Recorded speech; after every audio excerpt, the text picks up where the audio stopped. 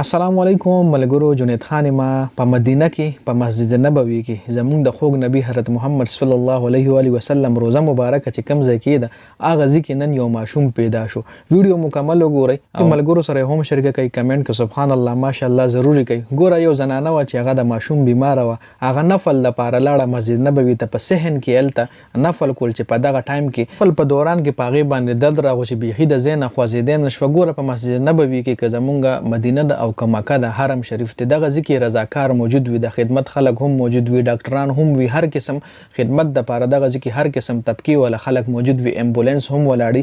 هغه ټایم کې چې پته ولګیږي چې دا زنانه خو د ماشوم بیمار ده، ډاکټران ولا هم راغه، رضاکار خلک ولا هم راغه، دغه چې کوم د خدمت خلک دي ای ولا راغه په پرده کې دغه ماشوم پیدا شو. دا ګوره څومره بختور ماشوم دی چې د په مسجد نبوي کې زموږ د خوږ نبی حضرت محمد صلی الله علیه و آله وسلم روزه مبارک سره پیدا شوی دی.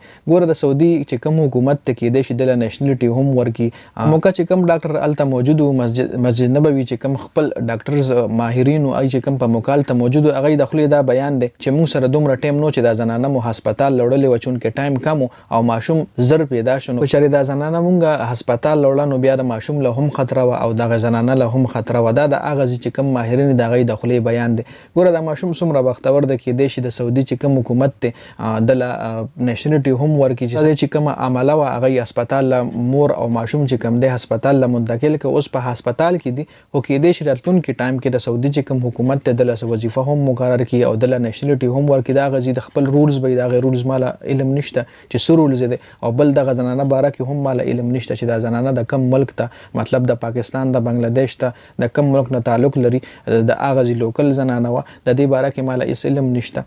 خو د خبر مال مخه په انټرنیټ باندې راغونو ما تاسو سره هم شریک کوم. ګوره چې الله پاک د چا د پاره د پیدایش ځای کم ځای کې لیکلی وي یا د چا د پاره د مرګ ځای کم ځای کې لیکلی وي، نو هغه ځله انسان الله پاک رسي چې د چا په کم ځای کې مرګ وي، د چا په کم ځای کې رزق وي، نو هغه ځله الله پاک رسي. دغه ماشوم د پیدا کېدو ځای به الله پاک مسجد نبوي لیکلو. نو مور ګوره د غلک ټایم د پاره صرف نفل د پاره لاړه او هغه ځکه د ماشوم پیدا شو. دا ټول هر څه د الله پاک د طرف دي. رزق، دولت، عزت، دولت، شهرت، د هر څه چې کوم دي د الله پاک په لاس کې دي. چې کم ځای کې د انسان مرګ لیکل وي، کم ځای کې د انسان رزق وي، الله پاک هغه ځله رسي. دا یو شارټ غونټ ویډیو و، د ویډیو کتل ډیره زیاته مننه. ویډیو مخکې ملګرو سره شریک کړئ، جنید خان افیشل چینل هم سبسکرایب کړئ، پیج هم لایک کړئ، ډیره زیاته مننه. والسلام.